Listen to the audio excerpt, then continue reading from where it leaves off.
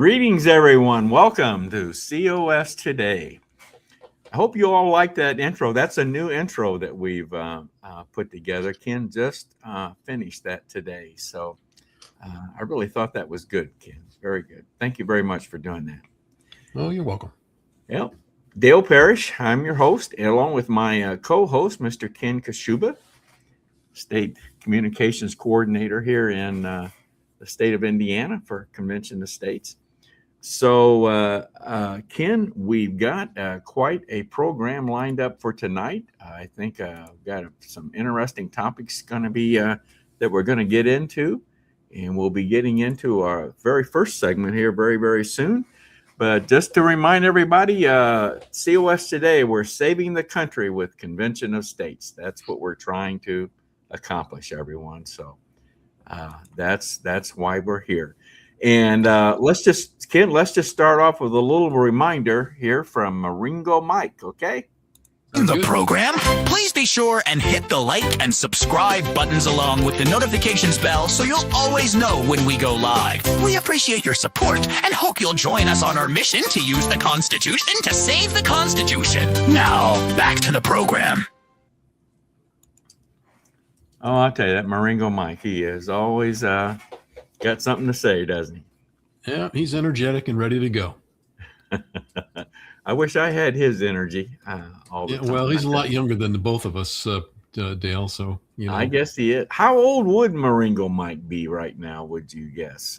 Right. Well, let's see. I don't have his cave birth certificate in front of me, but I'm thinking he's just around 29 or 30. Is he? Okay. All right. So, anyway, Maringo Mike. That's a whole nother topic. We won't get into that tonight. Okay. Well, let's jump into our first segment tonight, Ken, and that's the segment we call the In Focus segment. And this is where we bring on 2 or 3 guests, and we all talk about what is caught our interest in the news in our world today. Of course, not much going on. I can't imagine what everyone would have on their mind, but we might have to start making stuff up, Dale, at this point. You think so? Yeah. Okay. Well, I know. Call that a slow news cycle. I think ABC, CBS, and NBC were all the first to start making stuff up. Okay. Well, we'll keep that in mind. All right. Let's go out to the state of Idaho and bring in one of their best here, Mr. Ken Whaley. Hello, Ken.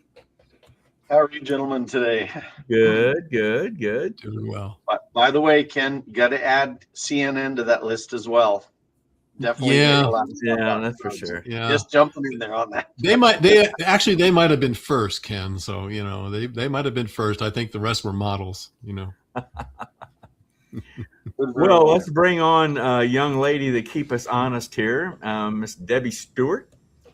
Hello. Debbie is here with us here in Indiana, a Convention of States supporter, and Debbie's been on our broadcast a number of times, a lot of times, quite honestly. She's very willing and gracious to come on as we need her. So thanks for coming on tonight, Debbie. Glad to be here. And our final guest is Michael Mercier. Out of I always mess that up. Sorry. Out of Ohio. And that, Michael, I'm trying to remember. You're president of, am I right? Education Screen. Is that the Screen Education? Screen Education. Well, I had the words, but I didn't have them correctly. But the president of Screen Education. Yeah. So Michael is quite a thinker and has always brought some good conversation to us. So, but in this segment, like I said, we want to just talk about what has caught your interest here in the past week in the news in our world, and so Debbie, let's start with you. Okay. All right, great. Well, there's just been something in the news that just happened this past week, and that Kristi Noem is no longer our Department of Homeland Security Secretary. as of the 31st. She will be moving out of that role. And we have somebody, Mark Wayne Mullen, I believe. He's a senator from Oklahoma. He's going to be coming into that role. And there's been a lot of talk out there. There's a lot of people saying she was fired, but she has been moved into another role. So I just did a little digging. I especially thought, well, let's see what President Trump said. And he said, Mark Wayne Mullen is going to be the Homeland Security Secretary as of March 31st. He said the current Secretary, Kristi Noem, who has served us well and has had numerous and spectacular results, especially on the border, will be moving to be the special envoy for the Shield of the Americas, which is like a new security initiative for the Western Hemisphere. But it's interesting. It's the same kind of role she was doing, but it's like over all of the Americas. So basically the whole Western Hemisphere. So Canada, Mexico, South America, Middle America, and everything. So I looked at it on the internet. It was really interesting because it's a lot of the people are, she got fired. And she did have a 2-day congressional hearing. And she was really put on the spot over immigration enforcement, the 2 deaths that happened, everything going on in Minneapolis. But one of the biggest things they talked about was she did a bunch of ads all over the nation about self-deporting. If you're illegal, leave now and you can have a chance to come back. Then they started offering $1,000. But anyways, Senator Kennedy was kind of giving her a hard time in a nice way. I mean, he was grilling her, which he's supposed to do, but because she spent $220 million on these ad campaigns. And the thing was it multiple campaigns or was it on one single ad? No, I think it was a series of them. They're still running. And so she was tasked by the president to get the word out that we want you to leave. And if you do, you have a chance of coming back. If you don't, and we have to come after you, you will not come back. But the thing about the ads was that she was at the center of the ads. So they were feeling like it was all about her and promoting her name. I don't know if I agree with that. I mean, however you want to look at that. But she said that Trump told her that approved them and said they were fine. That was she supposed to do. Supposedly Trump was saying that, no, I really didn't know the details. And then not only that, but when they did the bids for these certain things, that there were people that were maybe friends or political allies who got the bids. And so there's questions about that too. Yeah. So they grilled her around all that. Yeah. Well, So like that hasn't happened any other time with any other political figures that I'm aware of. Exactly. That the bids went to somebody that they knew. Well, and the thing is, if you do, and even Senator Kennedy said, hey, I don't have an issue. If you got somebody that that does a great job, that's really not the issue here, right? He says, because sometimes you do know somebody that does a good job. And so said they went through the bidding process. She didn't handle that, but her group did. And that's where the bids went to. And so now there's a lot of other people are saying she started back in 2021. I think she was having an affair with some other guy that was on Trump's campaign. And that went away for a couple of years and now it's coming back again. And so I don't know. I think women who are conservative and are out on the front line, everybody gets it, but I think sometimes women get it a little bit more. I don't know why that is, but. Well, there've never been any affairs that have gone on in any of our executive branches or of course not in our government. I mean, this would be the first one. So this would be the first one. Yeah. And at least this one was in our own country. I can think of one that really involved one of our biggest enemies, known as China. Yeah. Yes. So the point I was trying to make is that Trump made it sound like, hey, she did a pretty good job, and I'm moving her into this other thing, which is the same thing she was doing here, but it's over everything. While this other guy, Mullen guy, he comes in and he's taking over the Secretary of the Department of Homeland Security, and he's going to pursue just within the 50 contiguous states, and then continue working on border control and immigration, which is everything she's doing too. So I don't know what that's going to look like, but I don't think we should assume she was fired. Maybe the pressure on Trump was because of that hearing. You know, she didn't need to be in that high profile position anymore. Maybe he was getting a lot of heat. I don't know. I mean, I know that with The Apprentice, he does hire a lot of people, and he did it in his first administration. So, But you know, Debbie, when I first heard, when this first broke, when this first hit the news, of course, the term "fired" was used, mhm. and but at the same time, it was pointed out that she was appointed to take this other job Right. with this new group that was being that he was creating. Yeah. And you know, I thought to myself, now, unfortunately, during my business career, I did have to fire people. There were people I had to fire, but I never fired someone and gave them another job within the company. Very good. I never did that. I promoted people, I reassigned them, but I never fired anyone and turn right around and give them another job in the organization. Right. So, and I think that, Suspicious of that too. yeah, that's a really good point. So that, I think you just kind of put an exclamation on what I was trying to get across. Yeah, I've always liked her. There's a lot of stuff coming out that I wasn't aware of. I wasn't aware of her affairs. But I literally thought the $220 million was for one major ad that Okay. she did.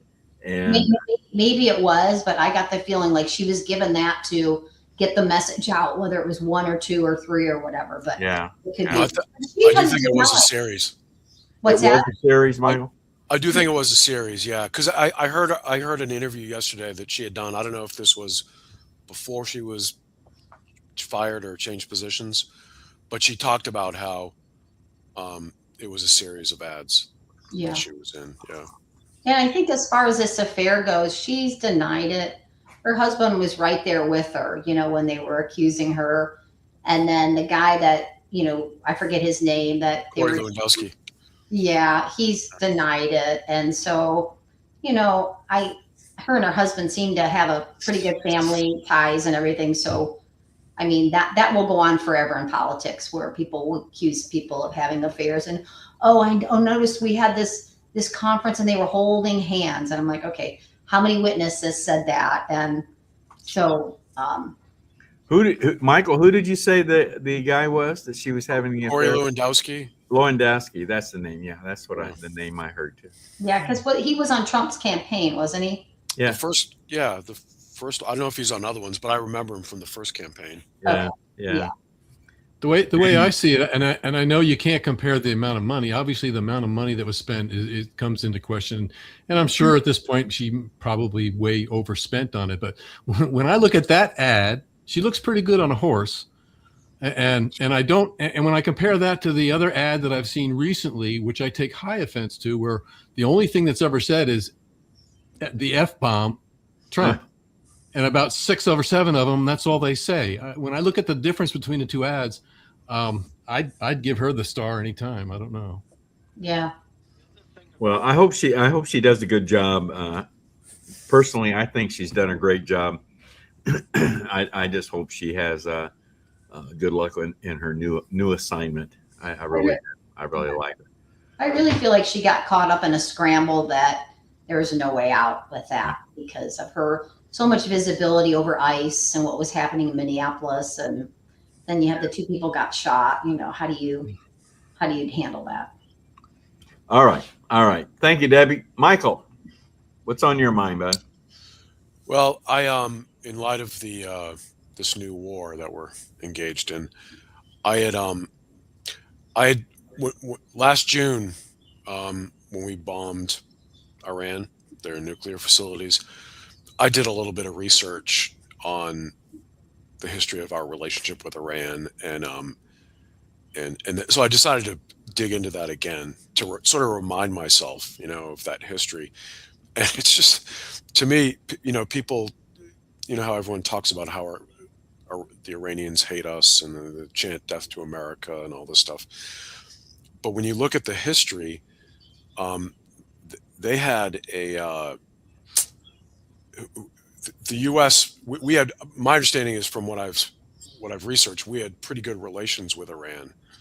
They actually, prior to 1953, they appreciated us because we were not a colonial power the way the Brits were, and but then we worked with the Brits to stage, the CIA worked with the British intelligence to stage a coup of Mossadegh, who was the prime minister, and that was in 1953.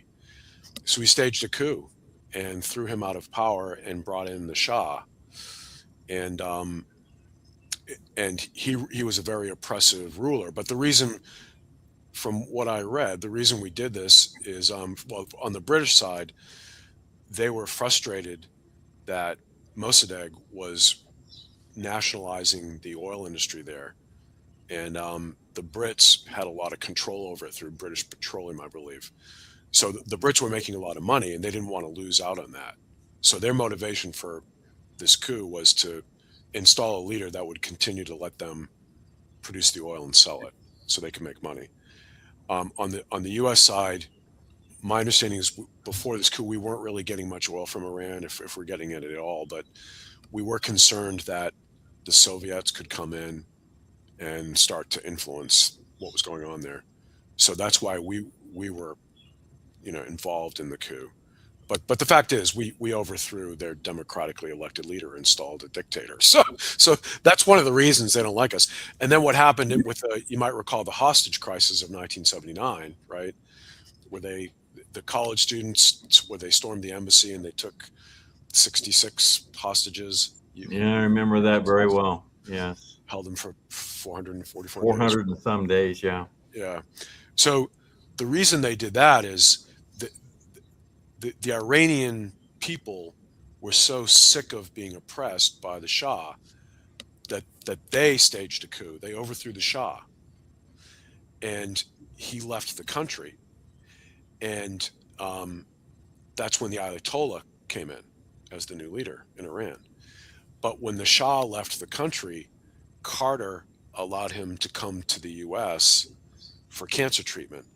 And they were mad because they were so suspicious of us because of what we had done previously. They thought that this might be a sign that we were going to try to meddle in their affairs again and try to reinstall him, right? So they took these hostages, and they demanded that the U.S. apologize for what it had done to them over the last several decades, and that they send the Shah back to Iran to face trial. That was their motivation for the hostage crisis. So it seems like in light of what's going on with Iran right now, people are angry and they go, "Oh, they want to kill us. They hate us." Well, there's a reason. There's a reason they don't like us, right? We're an outside, Western group. Yeah. That imposed ourselves on them. So of course they don't like us. There's no mystery there. Clear cause-effect relationship. So that's what I looked into. Well, they certainly, imposed the radical Islamic control of the country, though. I mean, they definitely hate America. There's no doubt about that. The regime there, Right. at least. But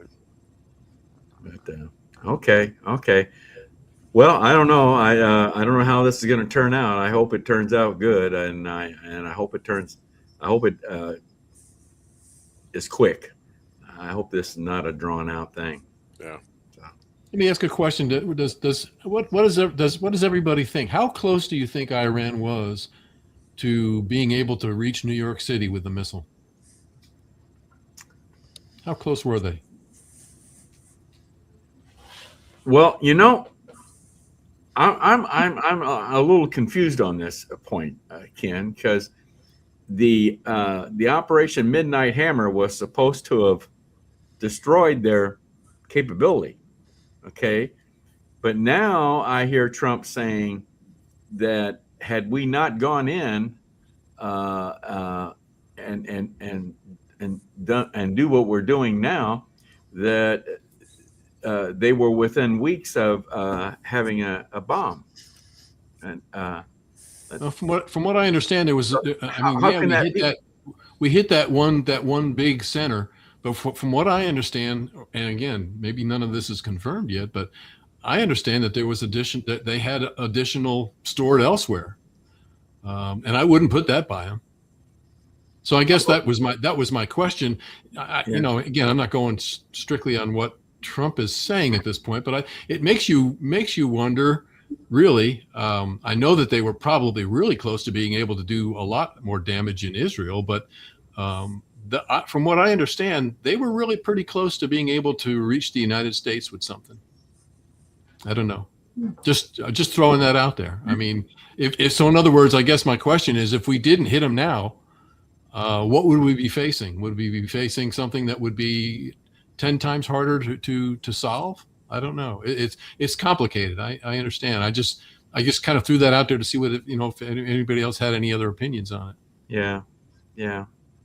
I think, Ken, about the whole concept of them having stores enough for, I had heard as many as 11 bombs elsewhere, not in the facility they were making, but they had moved it off site, which, of course, from that perspective is smart. I mean, got to give them that credit. But I had heard the same thing, that they had plenty stored up elsewhere. And once they got a little further along with some of their ballistic missiles, that they would have the ability, and that they already had the ability to reach Israel, not that far away. Right. So, yeah, whether or not any of that's true, I mean, like anything in the news these days, who really knows? So, yeah. Michael, were you going to say something? Well, I was just going to say that you've probably seen the video compilations of Netanyahu for the last 30 years saying Iran was a week or two away from having a nuclear weapon.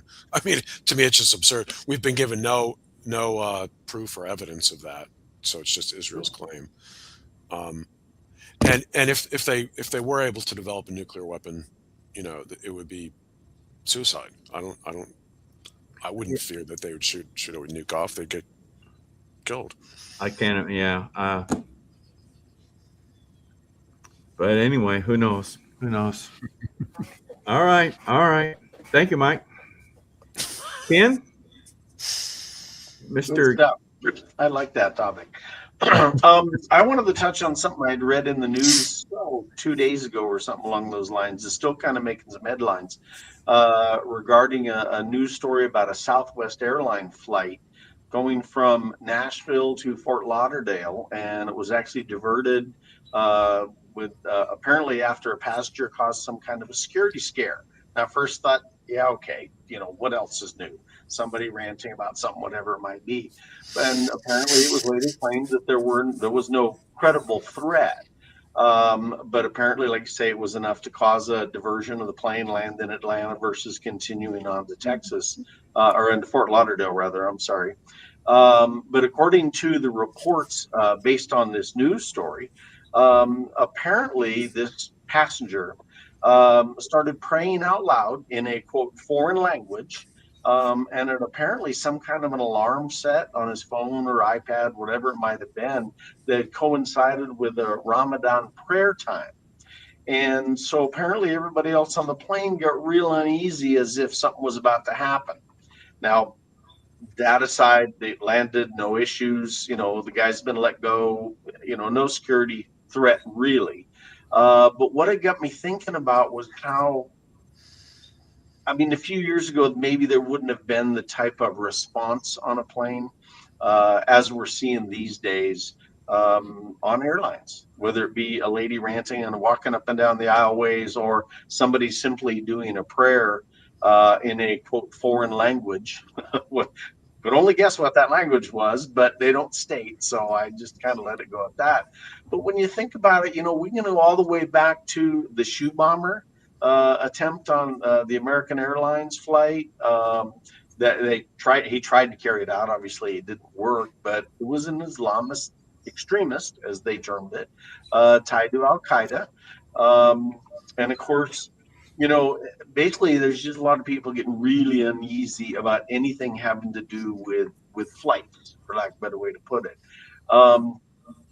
But it also, of course, happened in not really coinciding with, but as in the course of what Mike was talking about with the war in Iran. I mean, you know, everybody's extra heightened in sensitivity right now because they've been saying for the last 3 or 4 days at least that they were going to kind of release the hounds. That's our term, not theirs, but basically cut loose their sleeper cells and the like to cause trouble.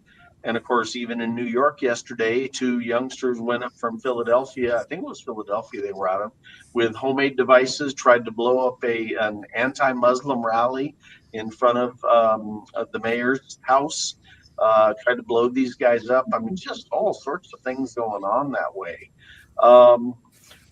And again, the other thing that I kind of wanted to wrap up on that with was how there's been, as I touched on, a real noticeable shift in how Americans are dealing with or looking at Islam. And, you know, basically it's basically a kind of situation where Islam is a religion and a violent extremist movement acting in its name. And that's how a lot more people are starting to look at that versus a quote religion of peace as the vast majority of them are. And so it really is starting to define itself a little more. And I think part of what brings that out is the troubles they're starting to see more and more of in Europe all the time because of the last decade's worth of mass immigration into Europe. And shall I put it bluntly and just say the troubles that has caused for many countries in Europe, especially in this case right now, Britain. They're people of Britain are standing up and saying, okay, enough is enough, because they feel like they're losing their country. And honestly, I can't say as I blame them too much, but that's a little off track here. So anyway, I just kind of wanted to touch on that because I feel like it's just heightened the tensions, all the trouble going on, not only in Iran, but how people are beginning to change their attitude about that here in this country as some of this fear, anger, frustration, etc., is escalating up and basically changing the debate about an ideological, sometimes extreme religion. Dale, we have a comment which kind of fits into this conversation here, so I'm going to go ahead and pull up a viewer comment, if you would. All right. David Nally says Iran is one of only 4 countries with a majority population of Shiite Muslims. The Shiites' entire stated purpose is to convert or kill all infidels. That's us. That's why I support controlling Shiite Muslims worldwide. They have taken over Europe. It's probably going to take a war to get their land back. So if your comment, I think, seems to go along with what you're saying there, KW.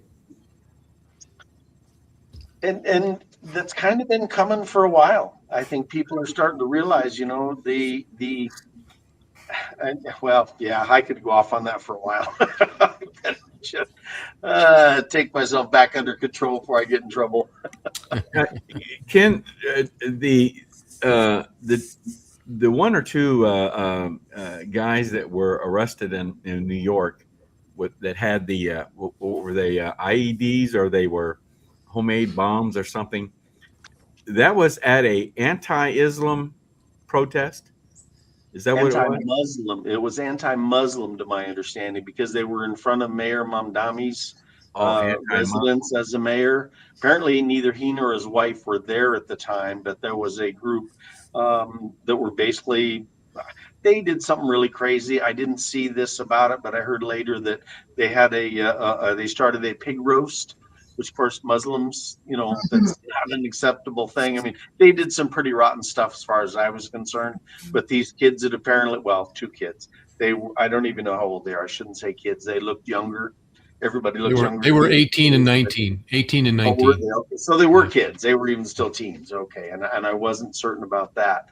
But apparently they heard about it, came up from, I want to say from Philadelphia, which really isn't that far.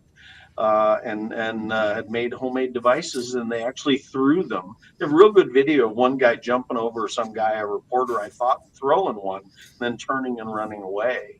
Yeah.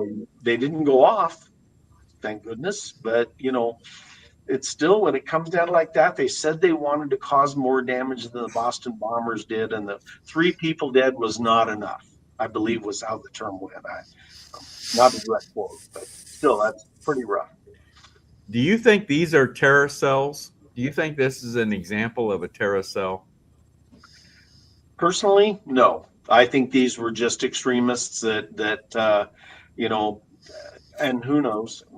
It's pure speculation on my part to say they were not anything.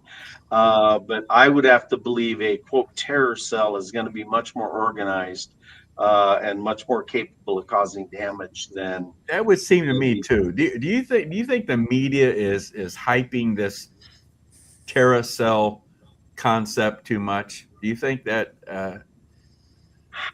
That's a touchy deal, Dale, because let's face it. If people aren't aware, head on a swivel type thing about what's going on around them, and are able to call somebody that can possibly do something about it, a lot of bad things could happen. And we've had a lot of years where the whole concept of fighting terrorism since 9/11 has kind of quieted. People aren't paying that attention like they used to, I believe anyway. And let's face it, in the last, 4 years previous to the start of Trump, there were a lot of people came in here. We have no idea why or where they are or what they're doing at this point in time. Yeah, I know. I don't know. I'm kind of like you. When I think of a terror cell, I think of a group of organized people, organized individuals that are going to, cause havoc somewhere, that are going to kill some people. That's what I envision. And I think some of these individuals that are acting out there, I question whether they're actually part of a terrorist cell. Other than I think they're just individuals acting out. But these guys did claim they were inspired by ISIS. So take that for what it's worth, but that doesn't mean they were associated. There was direct contact, any of the above. To me, just some out of control teenagers, apparently. And fortunately, the devices that they made didn't work. But they're pretty well caught red-handed. Lots of video throwing these things at cops. Yeah, they definitely put themselves in a deep hole here for the rest of their days. Well, they should be, I guess. We'll see. All right, Ken. Thank you. Let's go to the other Ken. Ken Kashuba, what's on your mind, bud? Well, I'm going to start my In Focus off tonight by asking the panel a question, one at a time, if you would. Debbie, can you name me a good Catholic university in the United States? Catholic University, I believe there's one on the East Coast. It would be like the Catholic version of a seminary. I'm trying to remember the name of it. But no, I can't think of anything. I mean, Notre Dame is a Catholic university. Okay. So, KW? Huh? She took mine. I immediately thought Notre Dame. That's okay. Called you first. All good. 2 for Notre Dame. How about you, Mike? Well, I'm from the Boston area, so we had Holy Cross, which is a college, right? Boston College. And then I went to a Catholic high school. A lot of people went to St. Anselm's College, which I thought was Catholic. I think that's in Vermont. Mm-hmm. Those are the 3 I can. Georgetown Dale? University. Yeah, I would. Is Miami University a Catholic school? No, it's a I public. don't think so. Yeah, It is? Public university. Yeah. Well, I don't. It's a school. It's a school that's on Notre Dame's schedule every year, and I can't think of it. Oh, Xavier is in Cincinnati. No, it's out on the East Coast. Who was the famous quarterback that played for him? I don't know. Oh boy.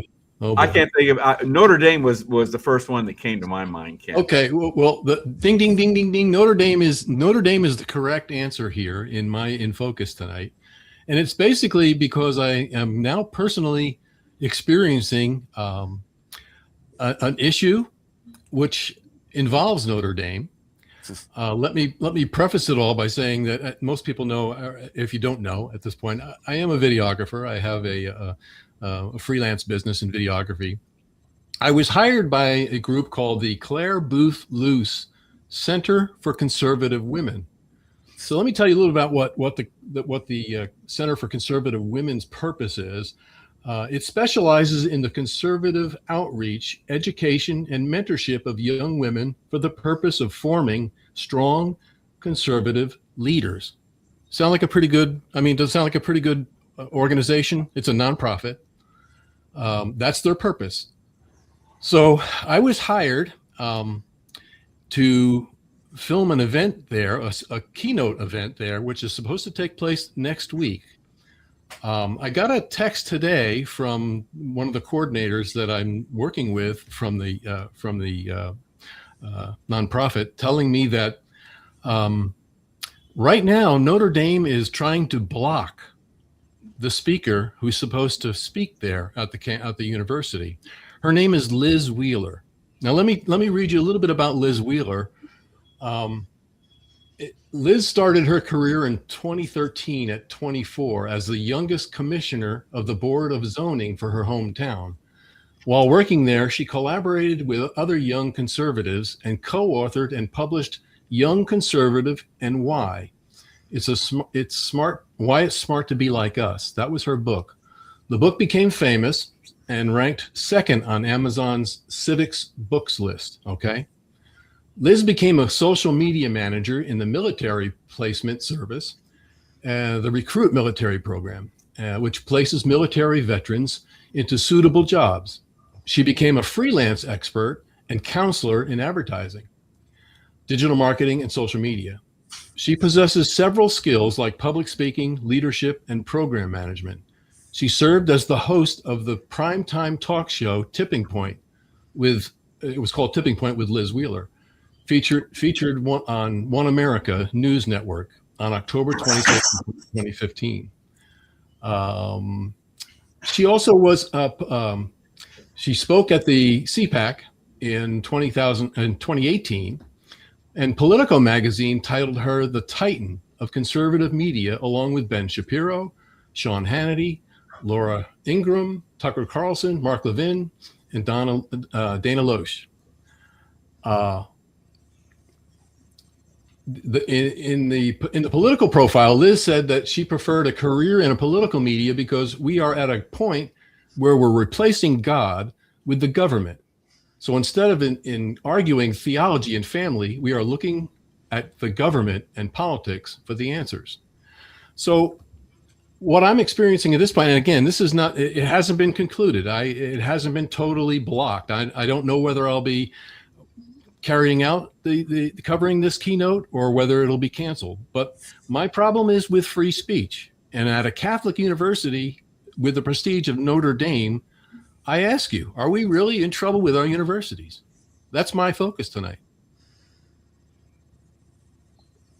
Yes, and I think Charlie Kirk ran into that all over the place because he was conservative. And they don't want the flack from what could happen with it either.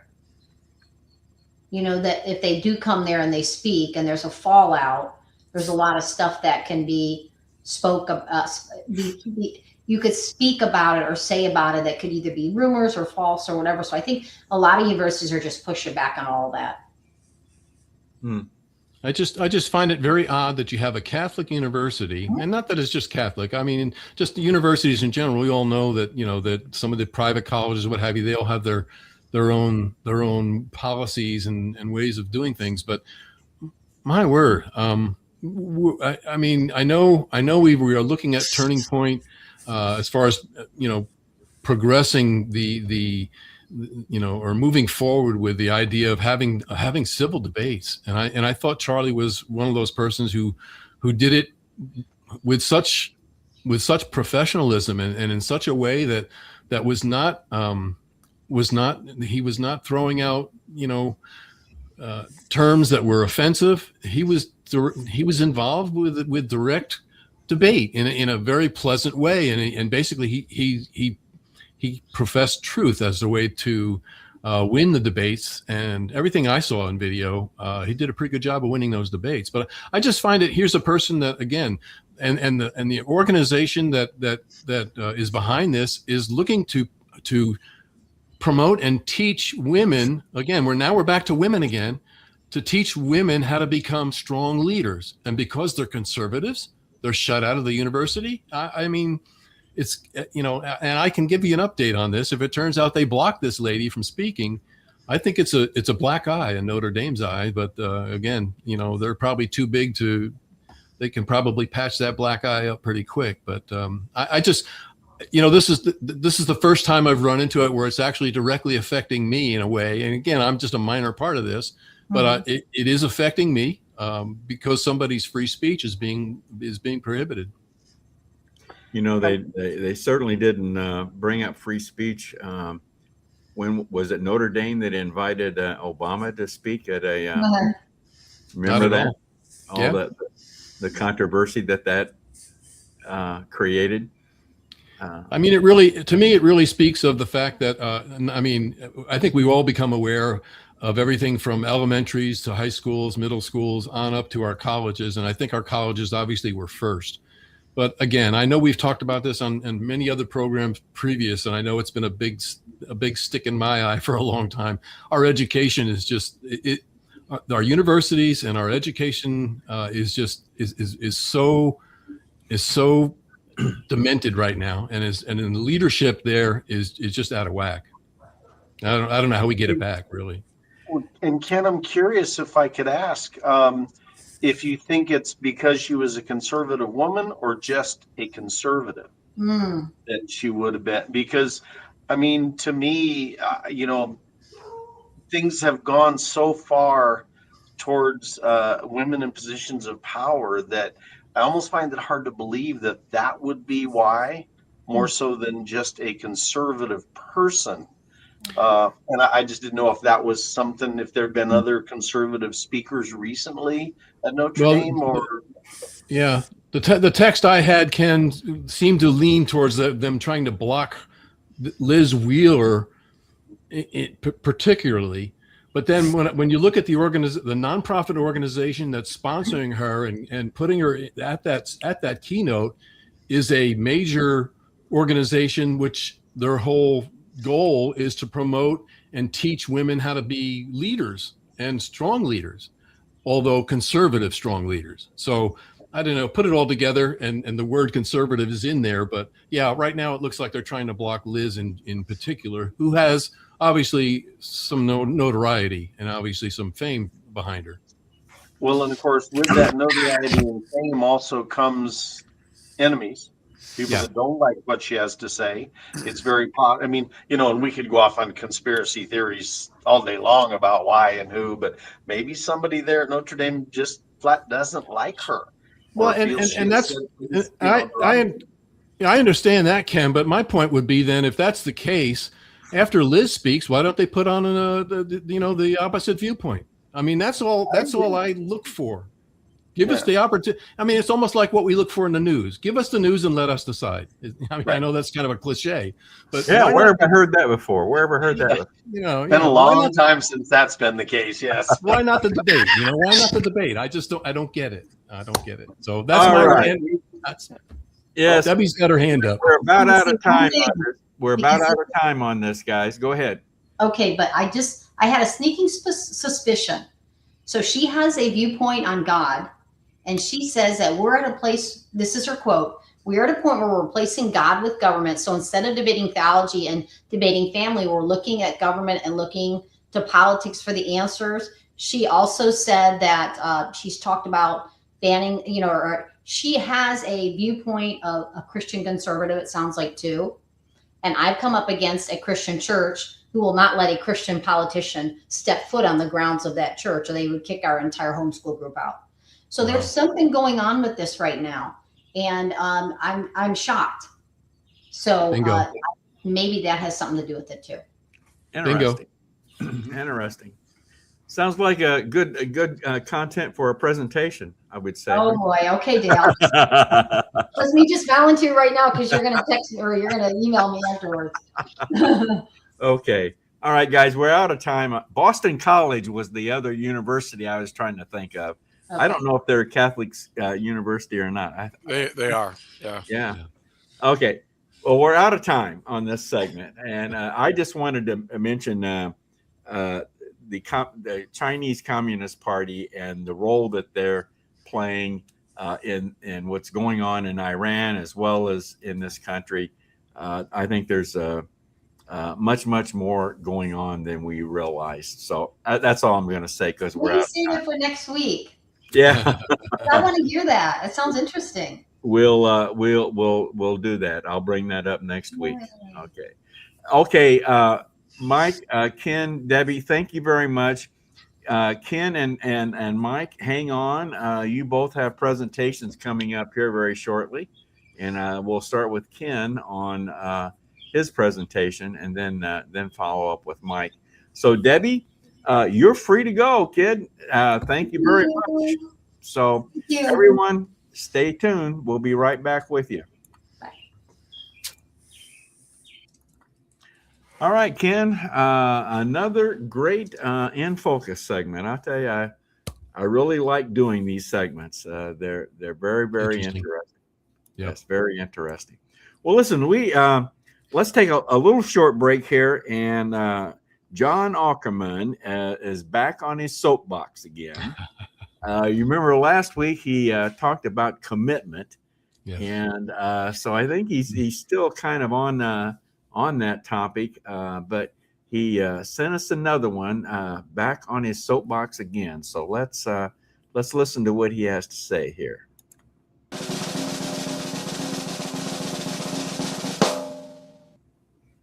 John Ackerman for Convention of States.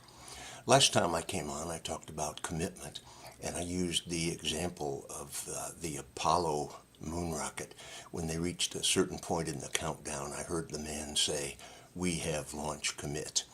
Well, commitment means so much to me that I want to tell you another true story about it.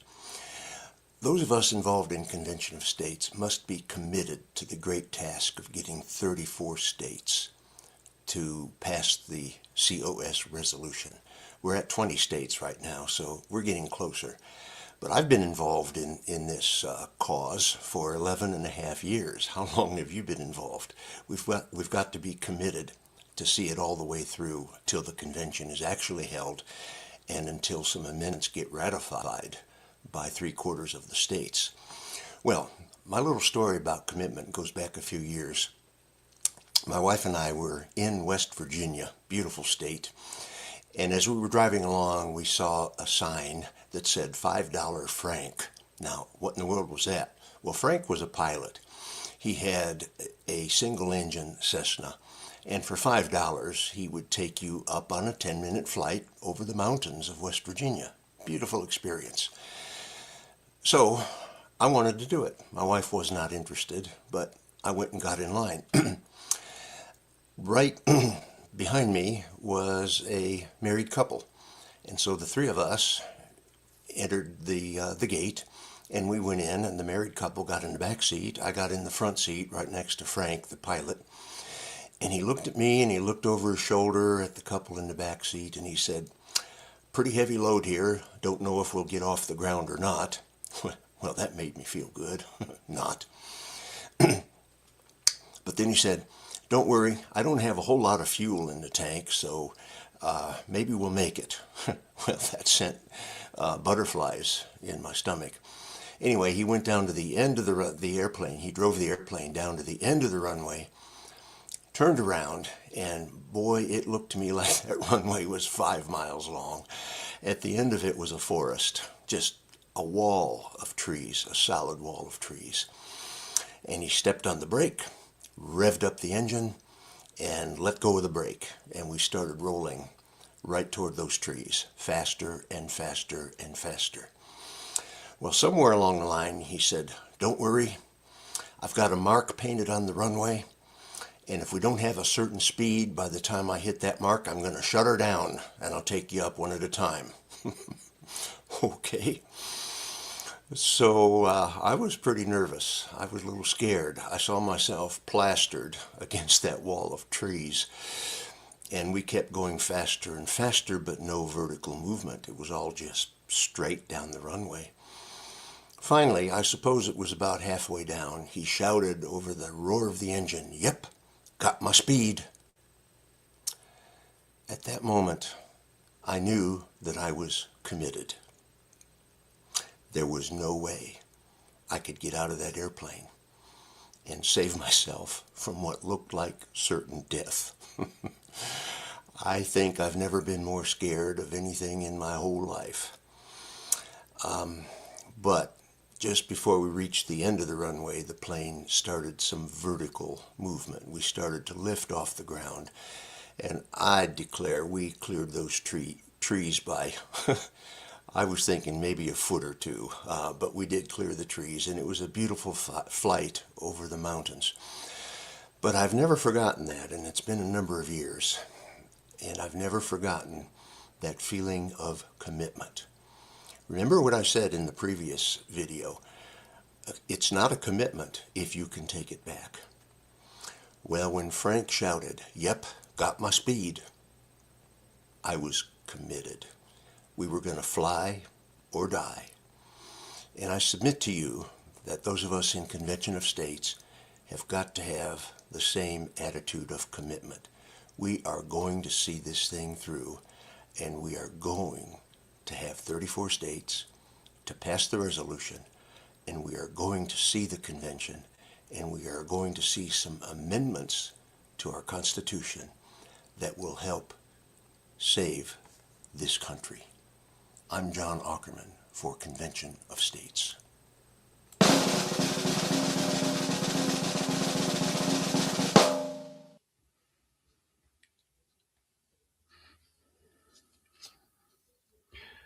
Well, Dale, Kansas was state number 20. Do you think we picked up speed?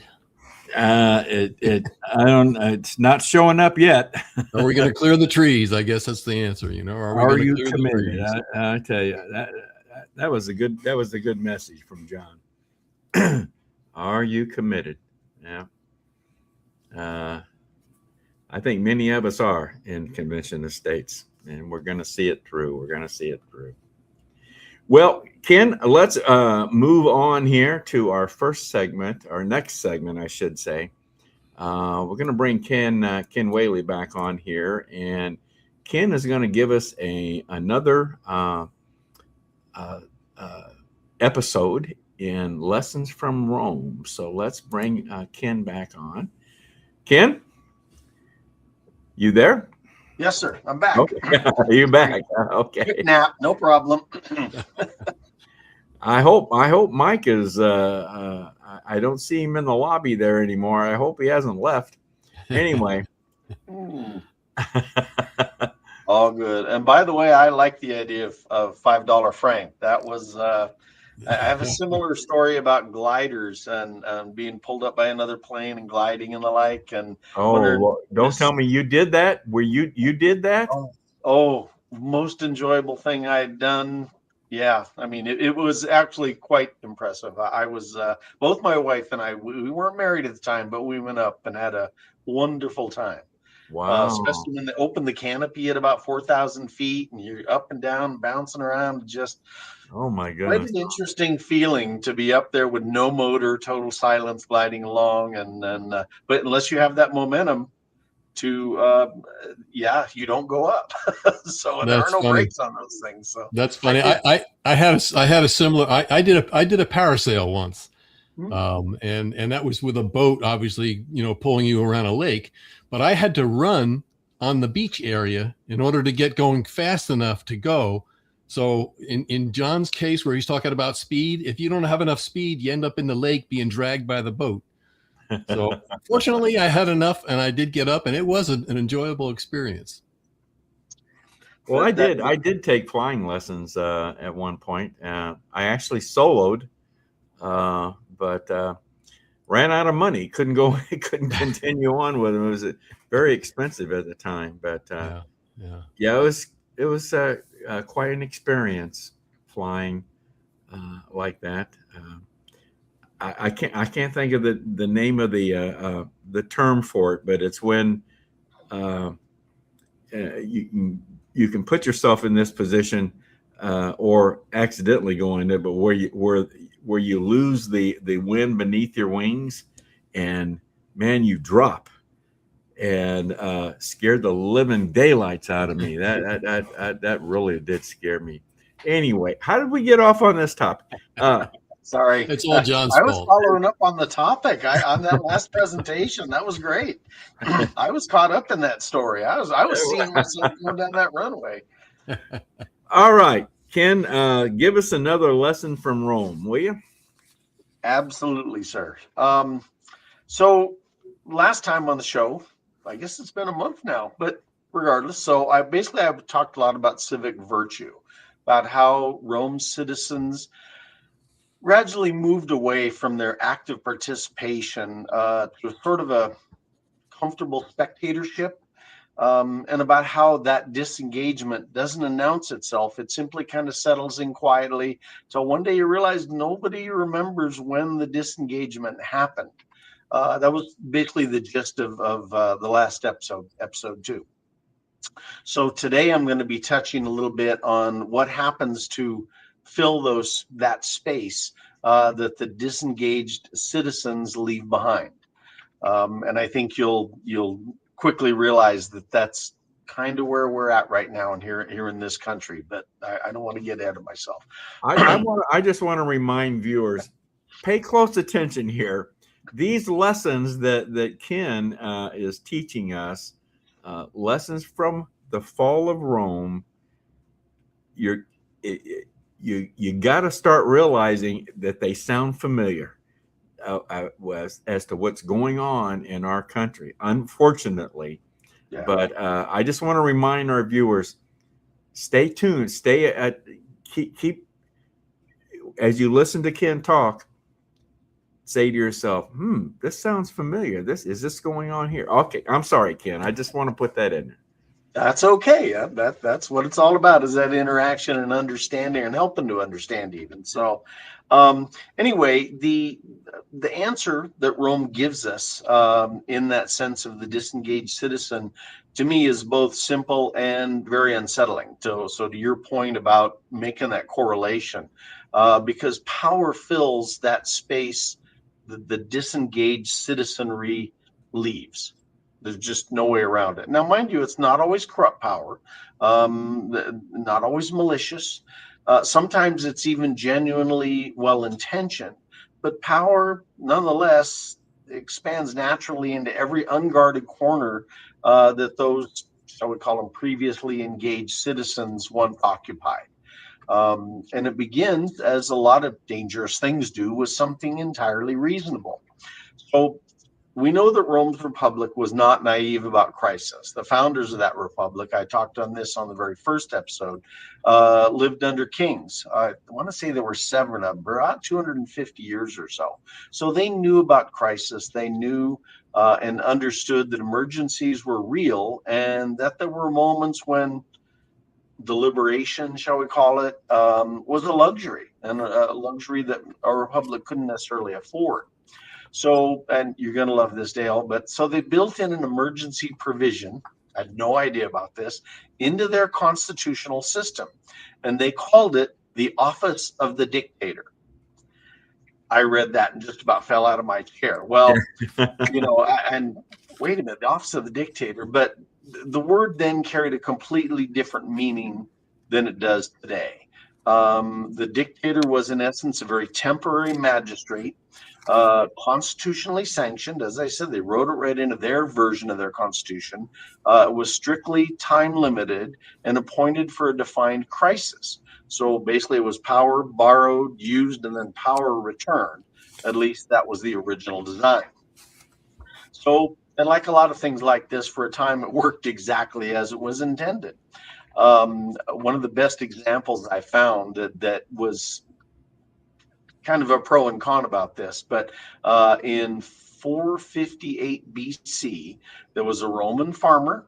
I couldn't find whether he had any previous Senate or civic activity, but his name was Lucius Quintius Cincinnatus, I believe. I'm probably butchering it, but Cincinnatus is, I believe, how it's said. And he's working in his field when a Senate delegation showed up, claimed that Rome was facing a military crisis. They needed a dictator. They had chosen him. So Cincinnatus set down his plow, accepted the office, resolved the crisis in 15 days, and immediately resigned. He literally walked away from absolute power, went back to his farming. I mean, after all, crops don't wait. You've got to get the crops in when that time comes. But it was interesting because based on what I could find, Romans told that story for centuries, not because it was common, actually because quite the opposite. It was extraordinary. Many of the other dictators tried to stay in power. Once they tasted that power, they stuck with it. They didn't want to leave.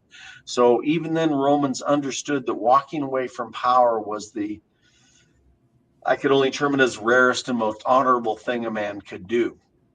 And of course, then you fast forward about 22 centuries, and our own George Washington did the exact same thing. And something that never clicked with me till I really started researching this was he did it twice. We all know that he walked away at the end of his 2 terms as president, but he also resigned his military commission about 15 years earlier that he could have leveraged into very permanent and absolute power within the military. So there were 2 times that George Washington stepped away that way.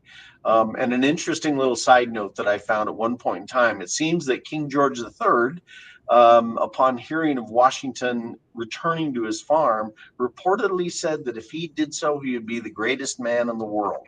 Because, of course, as a king, they don't ever give up their powers. So, personally, I'll give George a hat tip for that one, because he did. He went home, and while he was still involved, he walked away from the presidency, even though many, many of the founding fathers wanted him to continue. He was doing such a great job. So, basically, both men, Cincinnatus and then Washington, understood that the value of constitutional limits comes precisely from honoring them when it would be easiest not to. But of course, the truth is that once a limit bends, even for a worthy man, it's lost its rigidity. What I mean by that is a limit that bends is no longer a limit; it's more of a suggestion. And both Cincinnatus and Washington could have pushed right past things. They had the support of those around them to continue doing what they were doing. So that's it. So Rome's emergency provisions held for as long as men like Cincinnatus defined their uses. But it seems that Rome kept having emergencies, or as I like to term it, at least they kept declaring emergencies. But this is where, now I'll tie all this together here, because here's where Rome's lessons sharpened into something modern Americans need to recognize. Back to your point, Dale, about keeping in mind the correlations here. Let's go back to March of 2020 when a virus appeared, COVID. Emergency powers are invoked at every level of our government, federal all the way down to city and state, or county, I should say. Many agencies issued mandates by bypassing legislative processes. Trillions of dollars were spent without constitutional deliberation. We were told, remember this, 2 weeks to flatten the curve. But then that became months, those months that become years. So emergency declarations persist long after the acute crisis has passed. And the machinery of emergency governance, once it's assembled, is proven to be remarkably reluctant to dismantle itself. And then, I don't actually recall anybody declaring a permanent emergency, even over COVID. They simply kept extending the temporary emergency. And of course, that was Rome's pattern exactly as well. Not a single dramatic seizure of power, but instead 1,000 individually reasonable extensions of that power. Came to mind for me was the old saying about death by 1,000 cuts. A little bit different, but the concept is there. So we also need to consider the post-September 11th expansion of federal surveillance.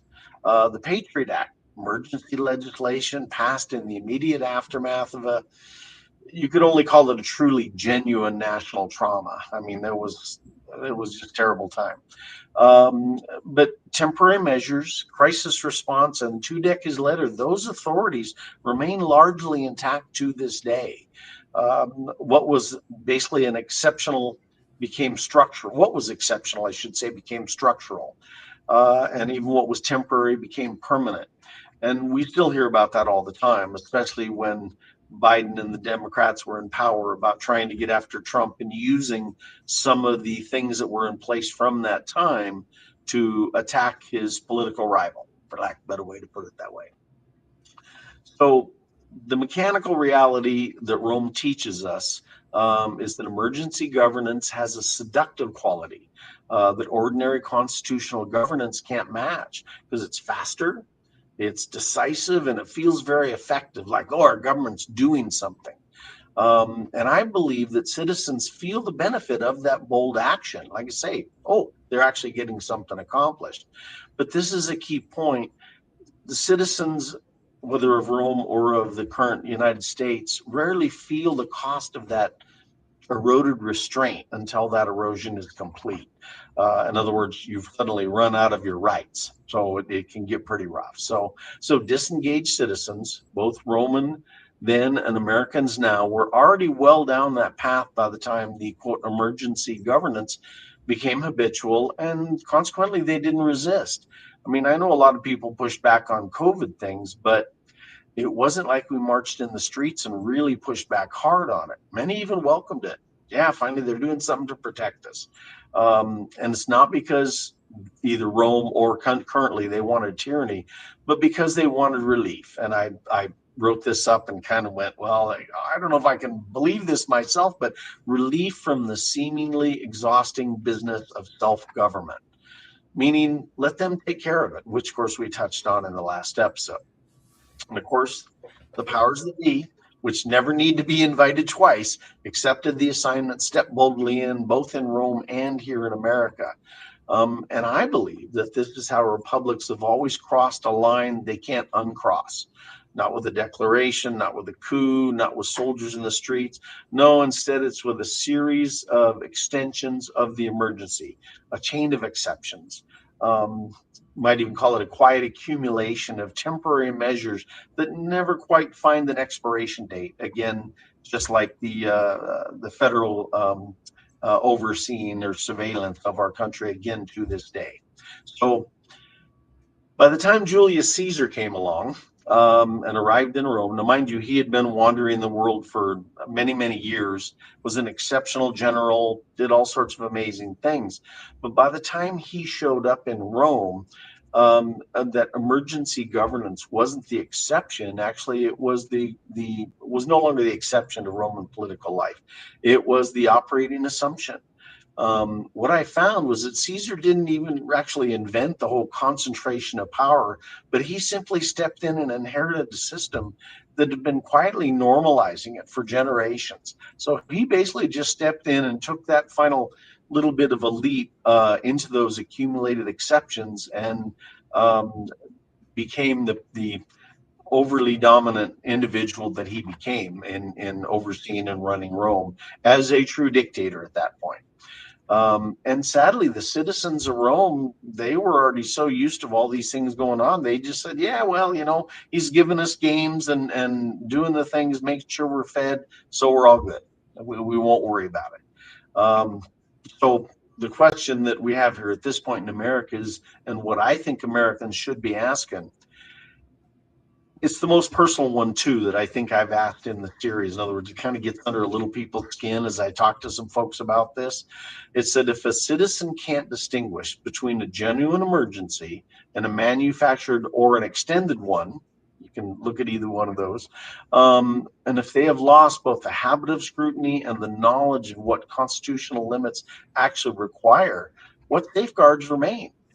Because the answer in Rome and that Rome discovered was exceptionally painful, and that answer is none. There were no safeguards at that point in time. So you see, when citizens stop being the last line of defense against the normalization of emergency powers, there's no other line. Institutions don't defend themselves. Laws don't enforce themselves. We've heard that a couple times in my talks.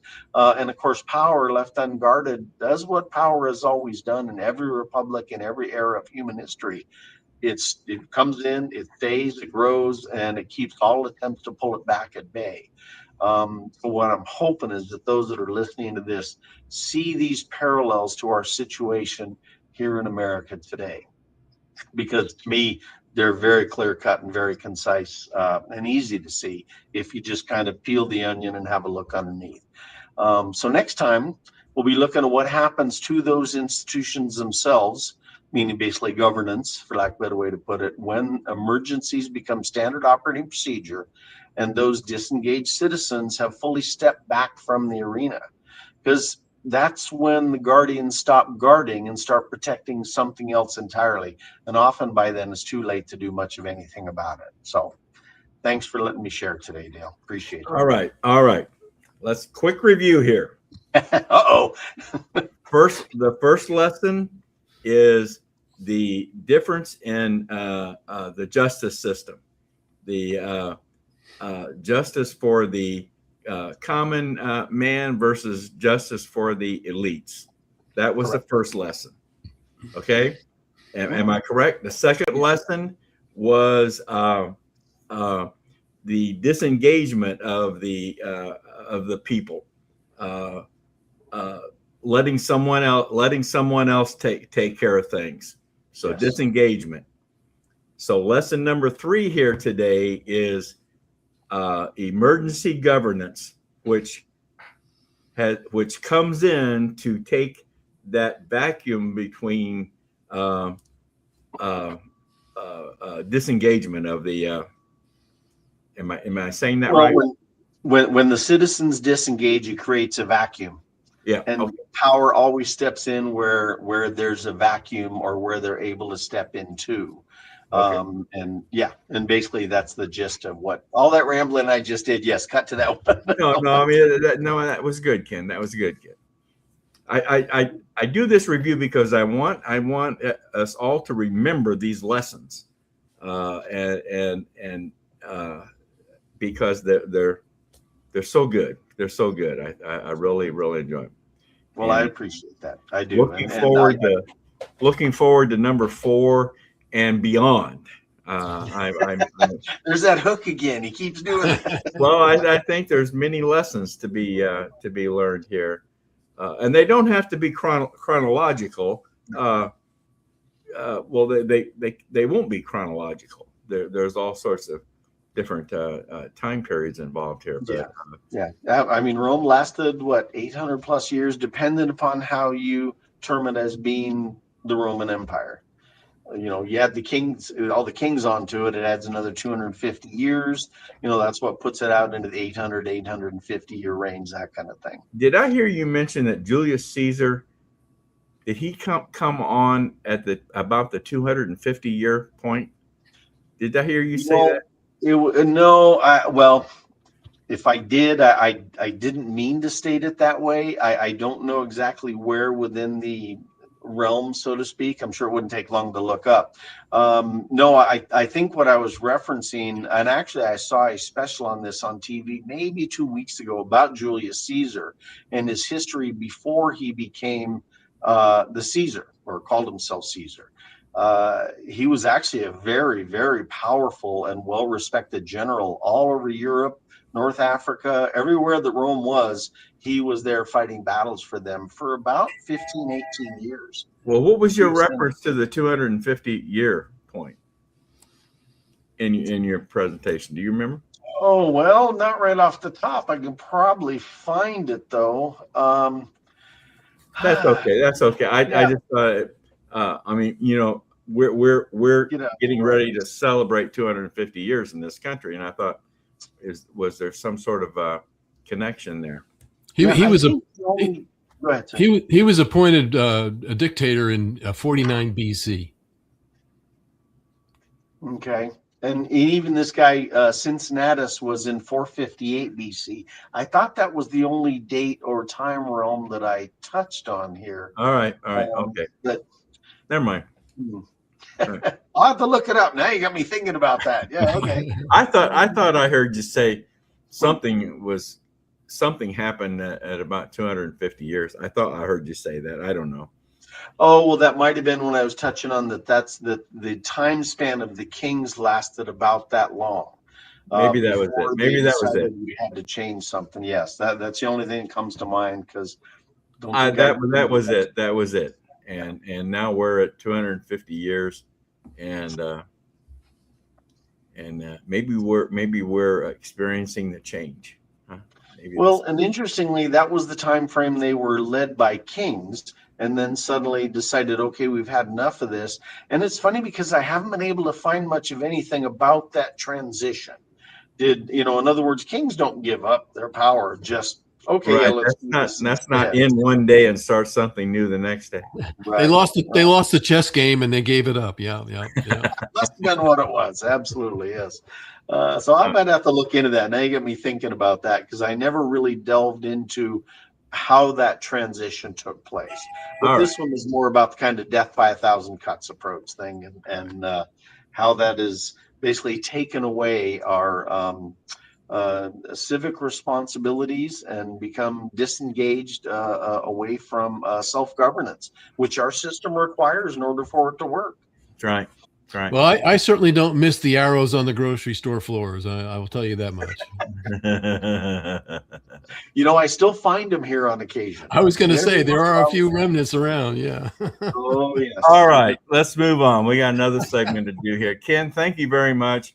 Thanks, Looking Ken. forward to number 4. Looking forward very much. Great stuff. Thanks for having me, guys. Take Thank you, care. Ken. Thank you. Very. I just think those are so. Well, I mean, how many times do you hear history repeats itself unless you're, Yeah. If you're not paying attention, it's going to repeat itself. It definitely will. It definitely will. I don't know. Well, let's. We're running a little bit behind schedule today, so let's jump right into our next segment, and we'll bring Michael back on here. Yep. Hey, Michael.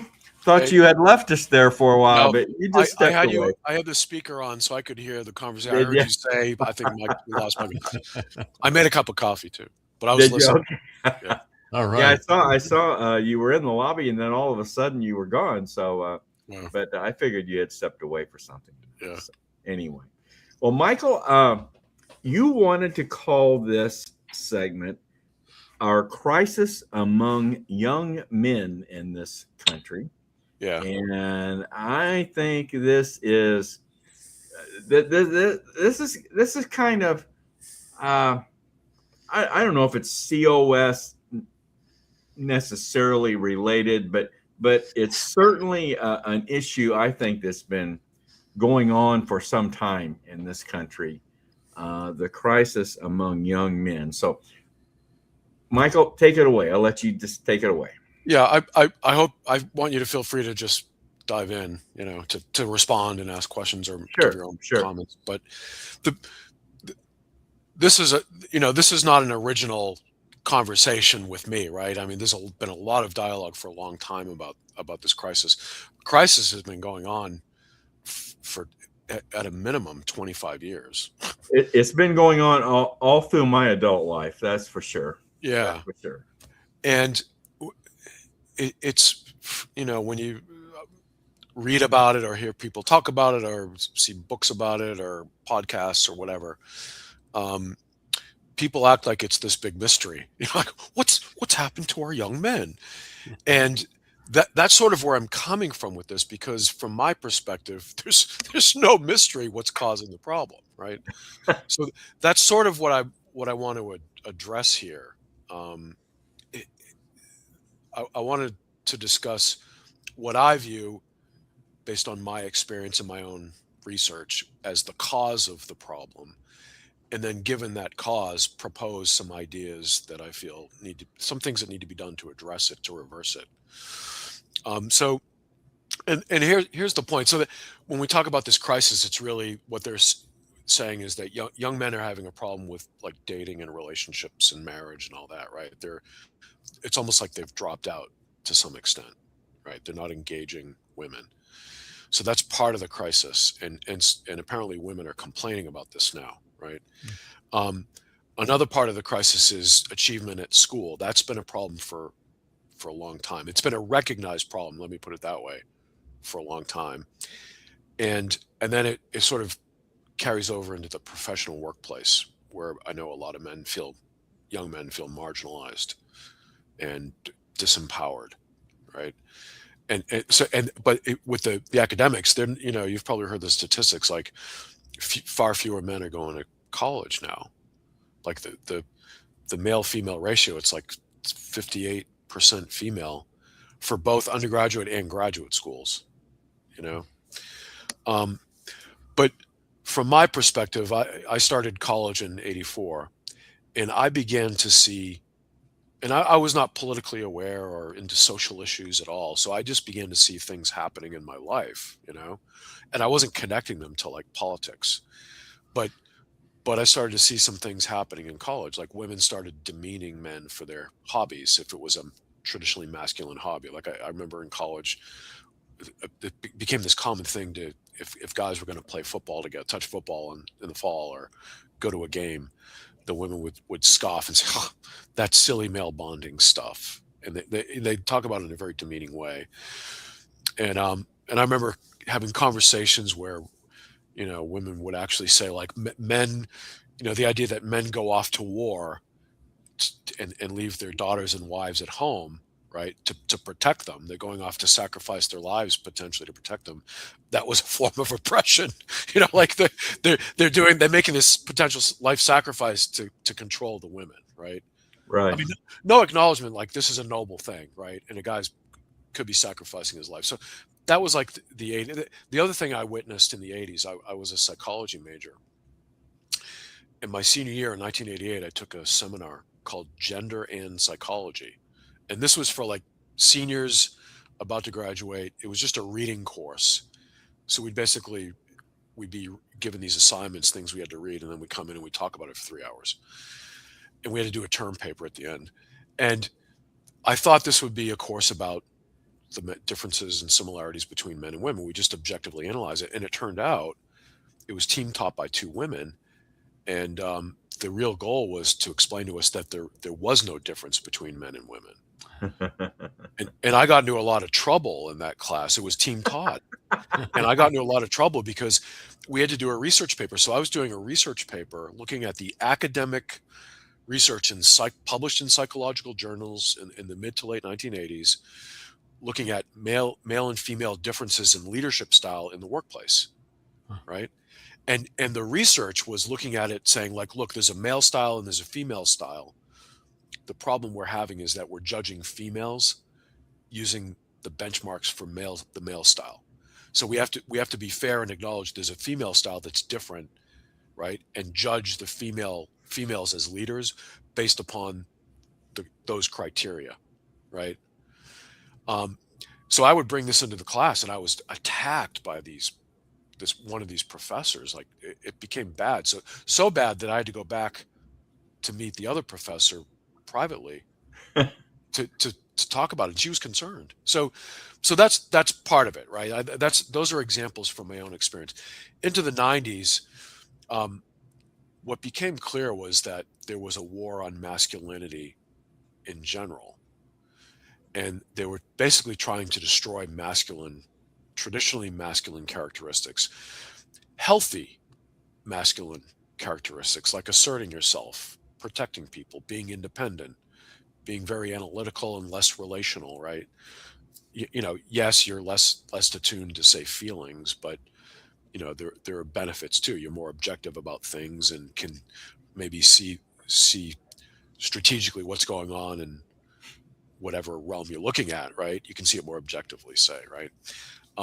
So the male and the female are complementary, but they started to demonize these masculine qualities as being unhealthy, destructive, right?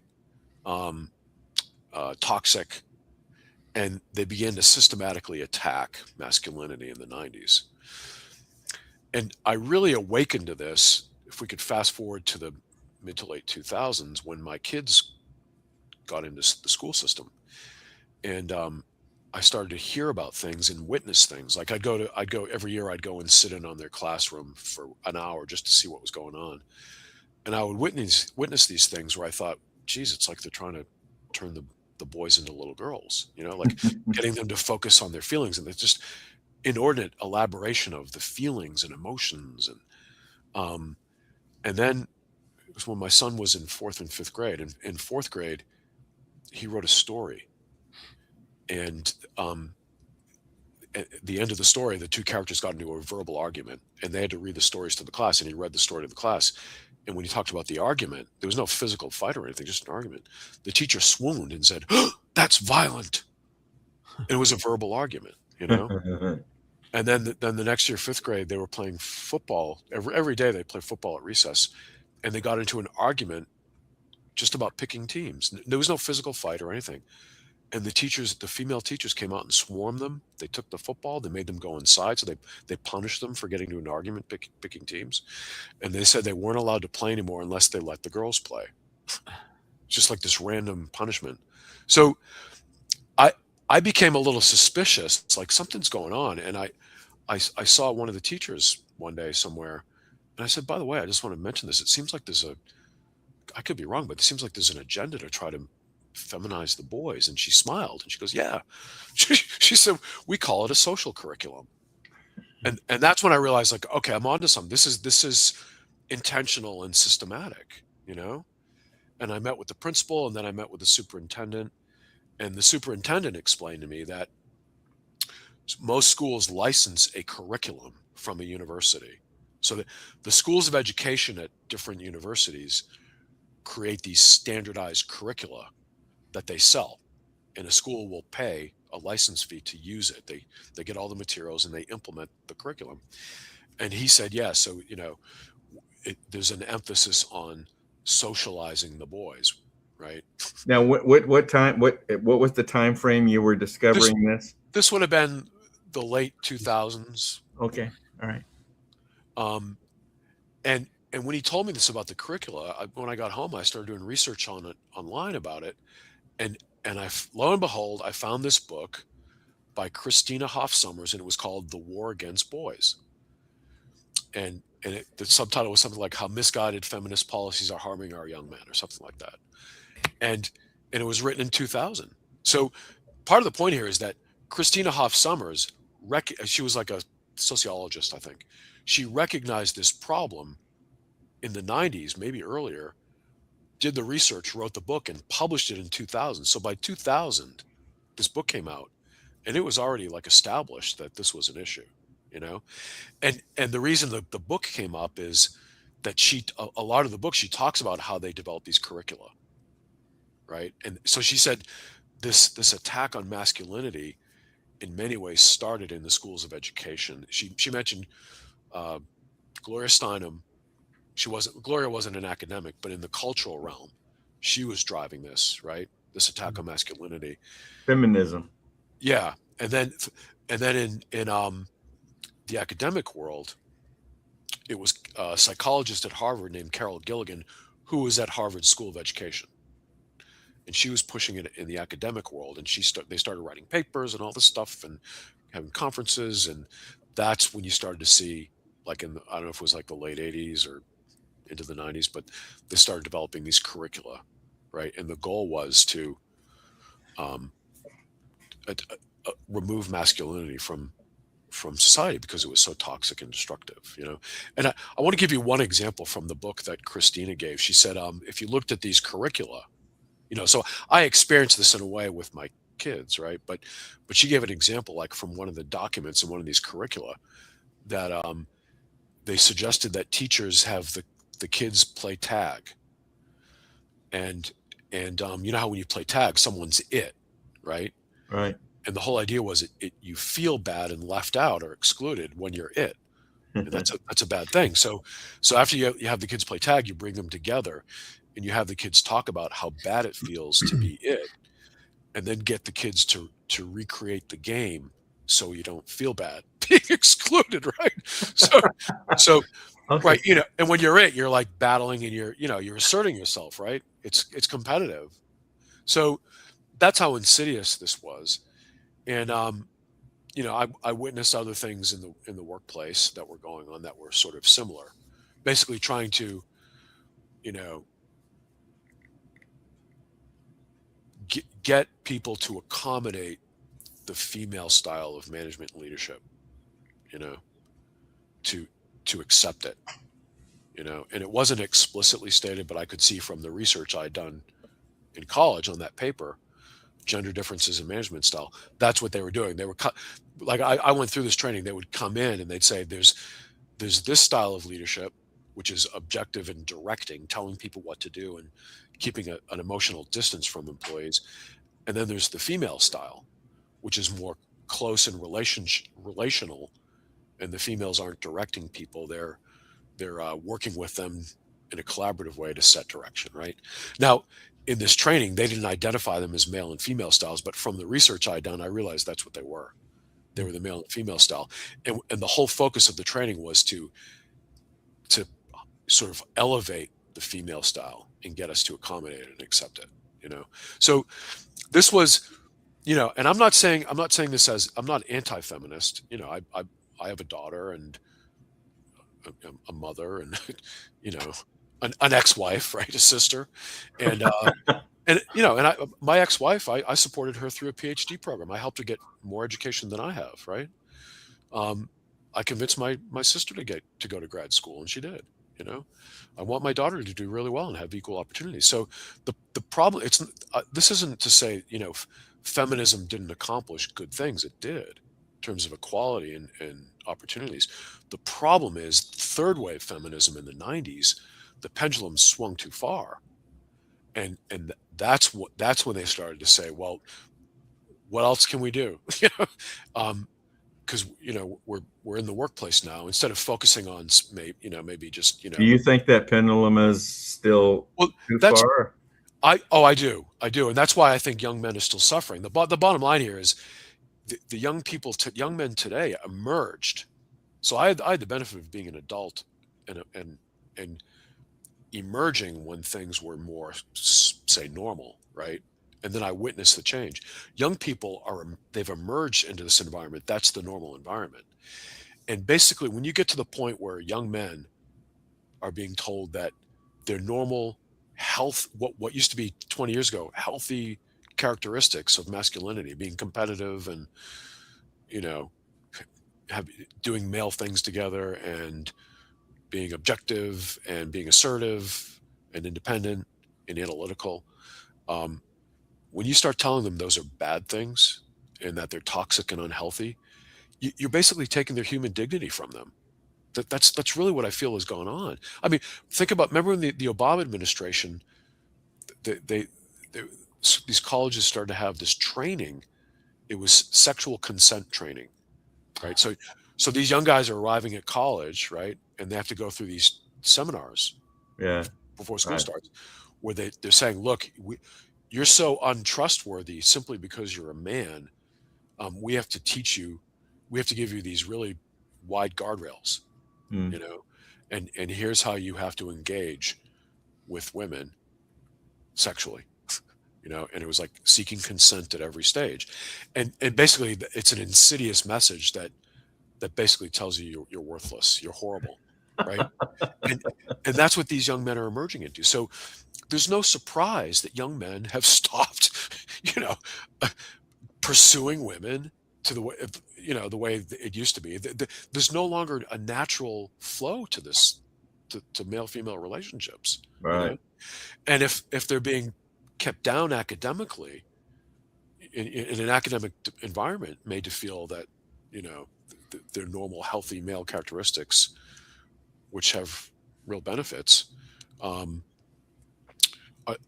are wrong, there's this whole sort of self-oppression that occurs, right? They start to suppress their natural male selves, and they feel like you know, they could end up in jail potentially if they assert themselves, right?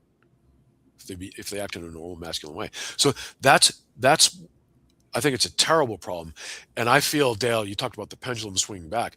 I feel the pendulum needs to swing back, and part of the solution, I feel, is to give young men this perspective, this historical perspective, on how this has evolved, so they can see, like, it used to be this way, and it can be again.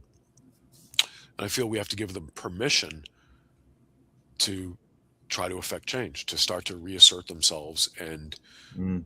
and let their natural male selves emerge and manifest.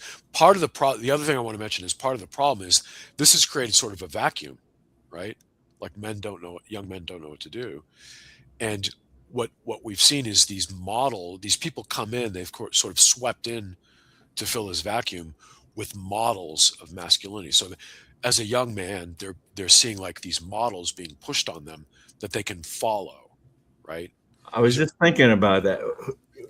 Who would be one of those models, do you think? There are a lot of them, but so there's this influencer named Andrew Tate, who's one of them.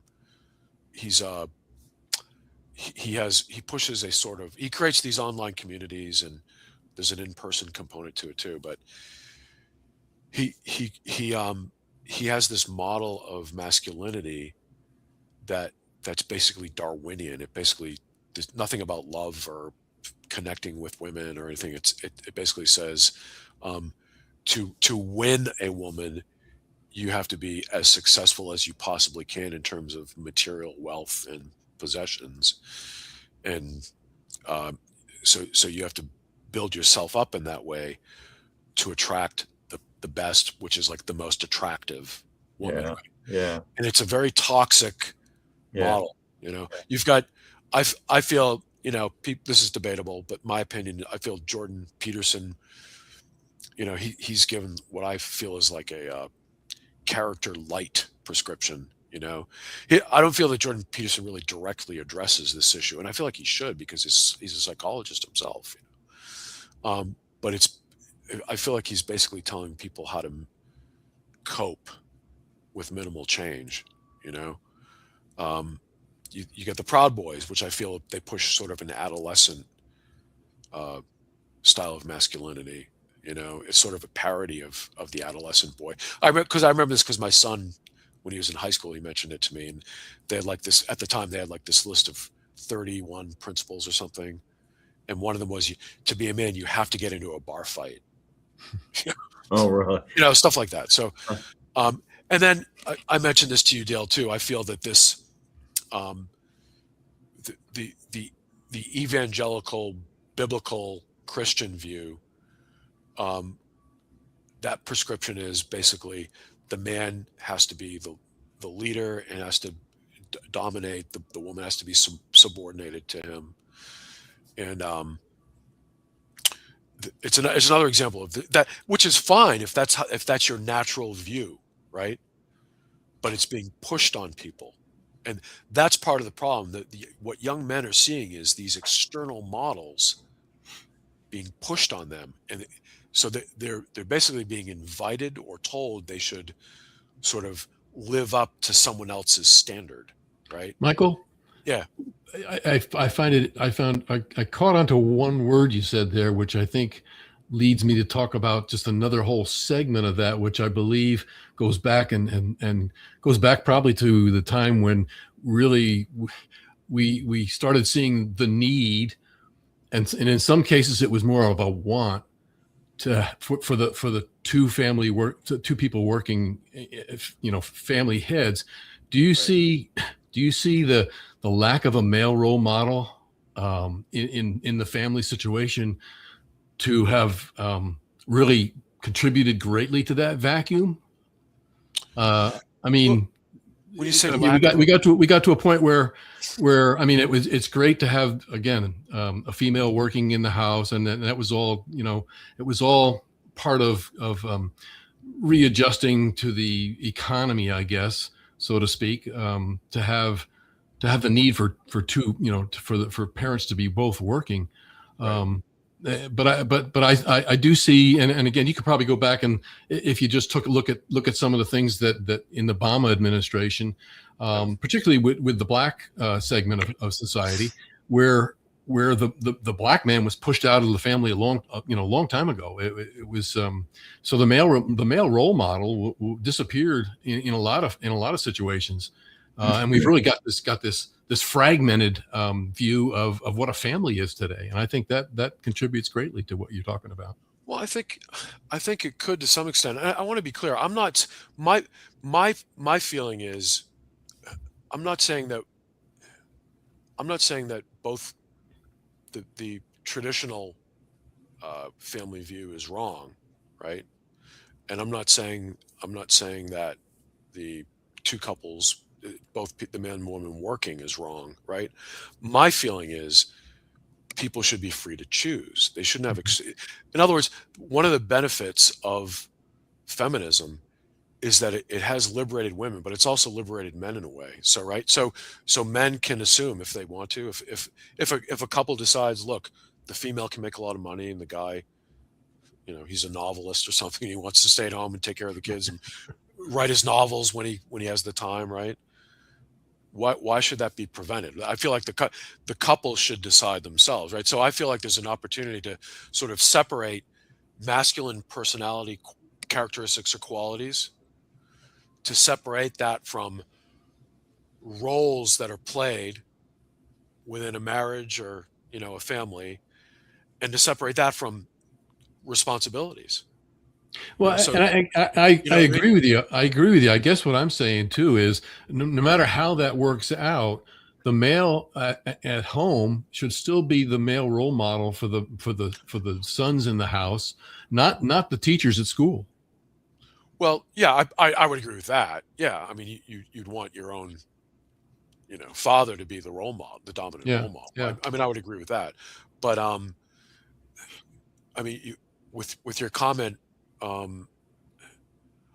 don't know if these changes, like having a female work, a wife work, if that eliminated the male role model, because there's still in couples where both the man and woman are professionals and they work, the male is still permitted to like express male characteristics, right? And the female probably naturally tends to be more Well, nurturing. I kind of agree with the point that Ken's making there, because I believe I'm a little older than you, and I believe this all started in the late '60s and '70s, Wow. and I think that's when the feminism evolved, and the need for the woman to work, and for there to be two income families. And I think that's where a lot of this started. I just want to throw Well, that out. well, let me, It's certainly. I mean, I think when you look at Leave It to Beaver, I mean that was a typical household back in the 50s, and certainly the 60s and early 70s. Things did go quite the opposite way. And I'm not saying that it should have stayed at that level. I'm agreeing that the woman has certainly the right to educate herself and certainly determine in the family situation if she's going to be the breadwinner. Fine. I'm just saying I'm saying lack of male role models. Not only was there a man missing in the family, and that was due to other circumstances, but I think the promotion of the feminism to the point where it took away the man's role, that's when I saw. I agree with you where the man started feeling, hey, I'm what am I supposed to be doing here? Opening doors. If I open a door for a lady, am I do I get the what do you doing look, Right, or do I get a thank you? right. That's all I was saying. Yeah. We're getting close on time here. We're actually going over here, but I want to throw out one more thing to you, Michael. Does AI play any role in this with regard to role models? How do you mean? Play Yeah. a role? I'm not Creating through AI, you create role models, male role models that can fill this vacuum you're talking about. I think you're talking about influences, aren't you, Dale? Yeah, influences. Yeah. Okay. Well, I suppose you could, but that's part of my point is that the there people like Jordan Peterson or Andrew Tate, they are, and that was my point, the influencers are imposing these external models on them, and many of them are not necessarily healthy or acknowledging the source of the problem, right? So you could start to reshape, through culture, male modeling, right? Models of masculinity. Yeah. Right. Yeah. But part of my point is, if we stop oppressing male characteristics and give young men the freedom, right, to be their natural selves, to not say it's, being assertive is a bad thing, but it's actually a healthy, good thing, right? If that force that's oppressing and suppressing those masculine qualities is lifted, then they'll sort of rise to their natural level. It's the difference between the model coming from without and being imposed on you, and it coming from within and emerging. That's kind of what I'm getting at, Their natural selves. I think I think we've had a similar discussion at some time prior, where I think where evidence is pointing at this point, young men are turning to church at this point because they're finding a deeper meaning and are lost in everything else that's been, as you say, oppressed or pushed on them. And I'm not sure, I couldn't say definitively when the influencer became an actual career position in our world, but I think it is something that, you mix it all up, and I think to a certain degree we kind of lost our way. Yeah. All right. Any more, Mike? No, that's it. I know we're over. I don't want to cut you off here. No, that was the main argument. I laid it all out. So I knew this would be an interesting topic. we could talk longer on this, and maybe we'll have you come back and talk more about this. But because I think it's a very interesting and certainly a applicable topic to be discussing. So might be interesting to get a young man to come on, right, to talk about it. Yeah. Or some young women too. Yeah. That'd be a good idea. It really would. We'll get a panel discussion with some young women. That'd be interesting too. Mm-hmm.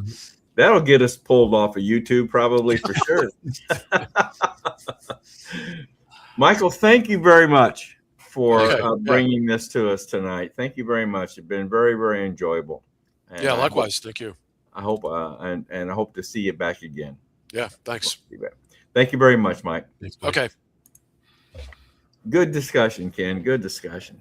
I think so. I mean, it's a very complicated and deep topic for sure. It is. Well, let's move on. We got another installment of Dave's Daily Dose here, and we got David Punt talking about a one world government here. Ooh. So let's take a look at this.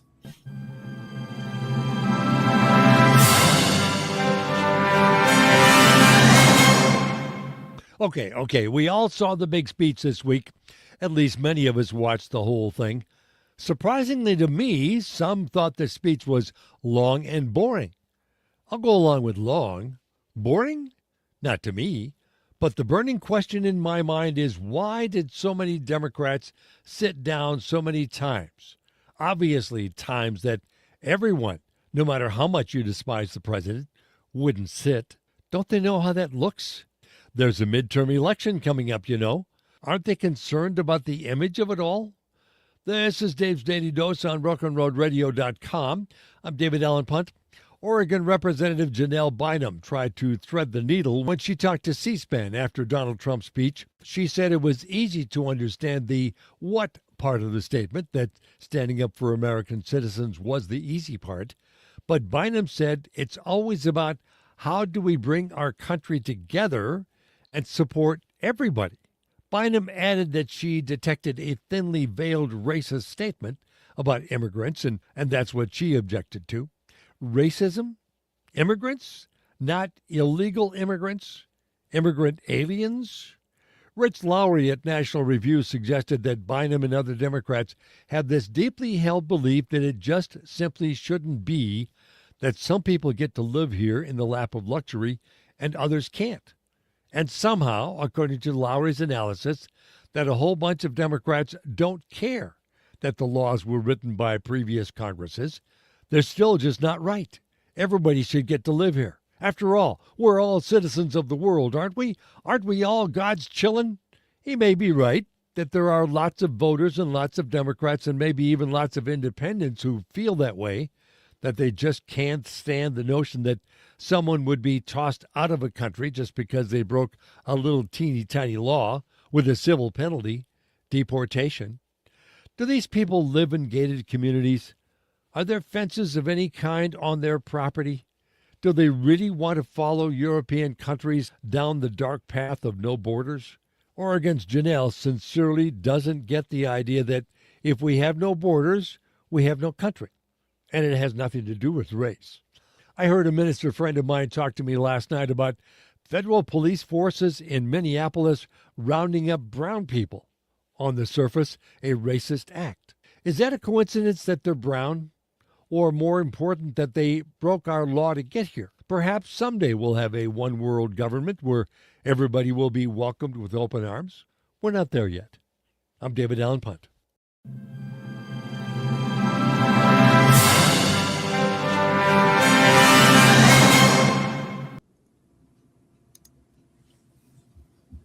Whoop.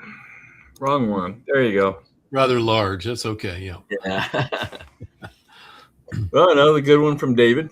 David, he's Yeah. always that one was from a week ago. And of course, he was referring to the president's State of the Union. Yeah. Yeah. Mm-hmm. But still, I thought it was a good one to listen to. Well, let's start wrapping up here, Ken. I want to make sure that I want to point out to everyone, if you're trying to find our broadcast, don't search on convention or COS today. Look for our YouTube channel, American Patriots for Convention of States. And Ken, I think you're going to put the link in the I'm chat. copying it and pasting it right now. Yeah, there's Okay. a link that you can go to. And that's our YouTube channel, American Patriots for Convention of States.